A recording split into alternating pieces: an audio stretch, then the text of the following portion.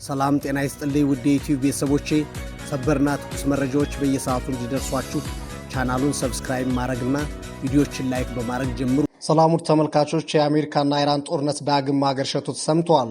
አሜሪካ ሌሊቱን F2 የተባሉ ቦምብ ጣይ አውሮፕላኖችን ጨምሮ F35 የተሰኙ ዘመናዊ ተዋጊ የጦር ጀቶችን ጭምር በመጠቀም ኢራንን ስትደበድብ አድራለች።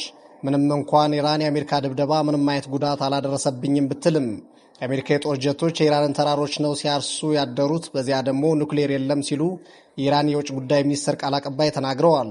በሌላ ዜና ሰሜን አፍሪካዊቷ ሀገር ሞሮኮ በፊፋ የደረጃ ሰንጠረዥ አዲስ ታሪክ ጻፈች። የዓለም እግር ኳስ ማህበር ፊፋ አዲስ ባወጣው የሀገራት የደረጃ ሰንጠረዥ ሞሮኮን በስድስተኛ ደረጃ አስቀምጧታል።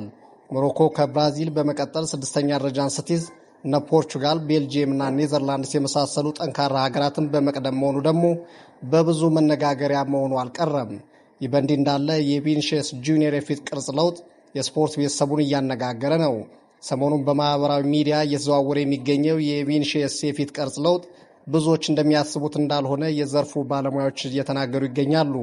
የሕክምና ባለሙያዎች እንደሚሉት ከሆነም ቪኒሺየስ ጁኒየር በተለምዶ የፊት ሰርጀሪ ወይም የፕላስቲክ ሰርጀሪ ተሰርቶ ሳይሆን ይልቁንም ምንም አይነት የስለት ንክኪ ወይም ቆዳን ቆርጦ በመቀጠል አይነት ወይም በአጠቃላይ ምንም አይነት ሰርጀሪ የሌለበት ሕክምና ነው ያደረገው ብለዋል።